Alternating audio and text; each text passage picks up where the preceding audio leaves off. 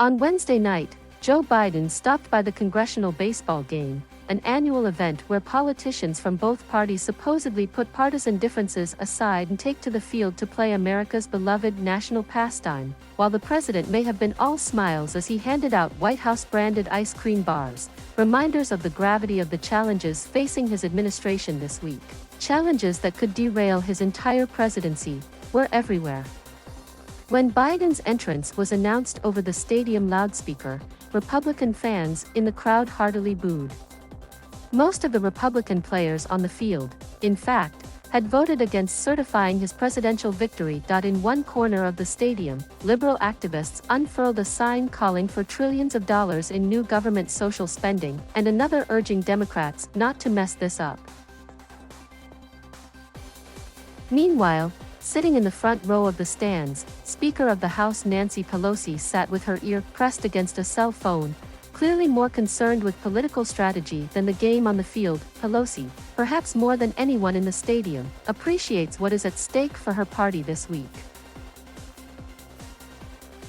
Here's a look at the issues they are competing over and the key players and factions who will decide who ends up on top. The $1 trillion bipartisan infrastructure framework, or BIF as it's cheekily called, passed the U.S. Senate last month and has been awaiting action in the House of Representatives, its last stop before the president's desk. Since then, the bill would fund roads, bridges, broadband internet, lead pipe replacement, electric car charging stations and a host of other brick-and-mortar projects.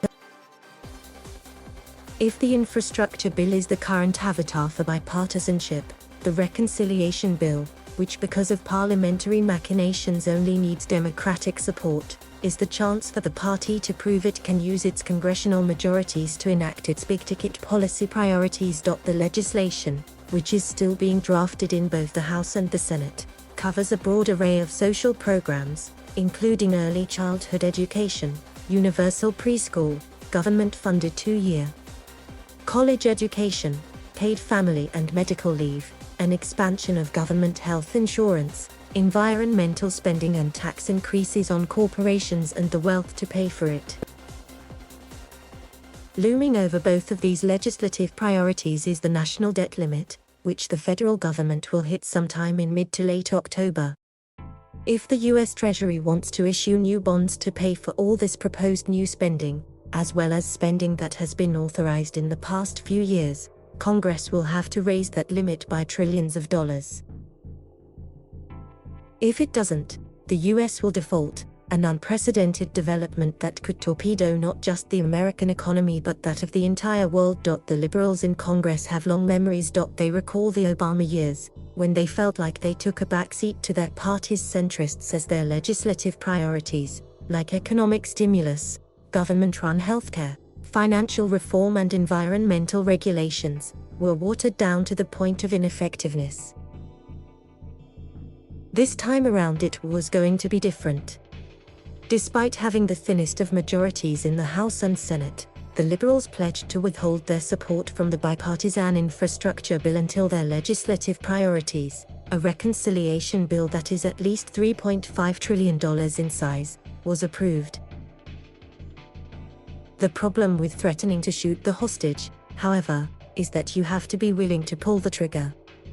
And there is plenty in the infrastructure bill, such as green energy investments, that progressives like. The key figures in the progressive camp are Bernie Sanders of Vermont in the Senate and Pramila Jayapal of Washington in the House.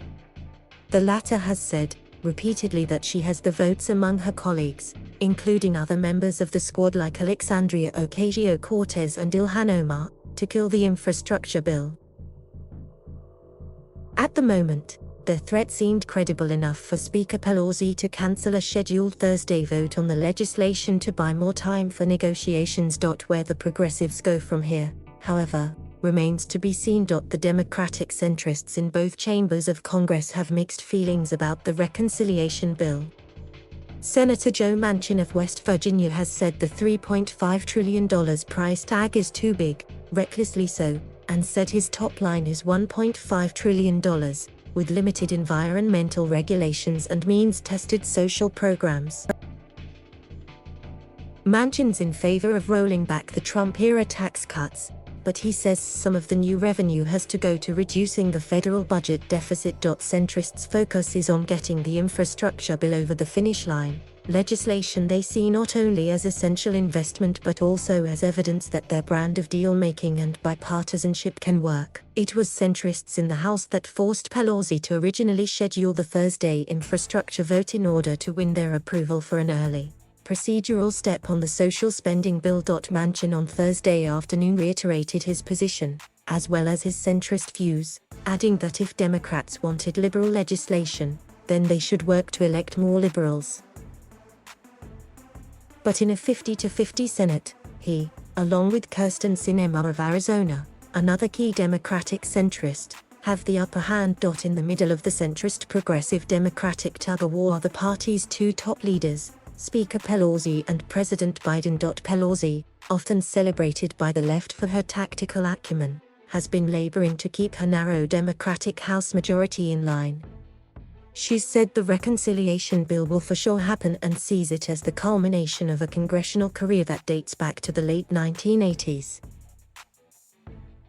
On the other hand, she promised the centrists a vote on the infrastructure bill, and the longer that vote takes to happen, the harder it will be to manage their anger. Biden, or at least his administration officials, seems to be okay with progressive efforts to pressure the centrists to support a big-ticket reconciliation bill. They're not urging the liberals to fall in line and support the infrastructure legislation, even though Biden celebrated alongside those centrists when that bill passed the Senate. Speaking at the White House on Wednesday, Press Secretary Jen Psaki leavened her comments with a healthy dose of "stay tuned and we'll see" when asked about the timeline for passage of either bill. "Our objective is winning 2 votes, getting 2 pieces of legislation across the finish line," she said. "And the timing of that? We'll see." Congressional Republicans aren't content just to sit back, eat popcorn and watch Democrats twist themselves into knots in the same way their party did when they had congressional majorities under President Trump. Thank you for watching. Please subscribe.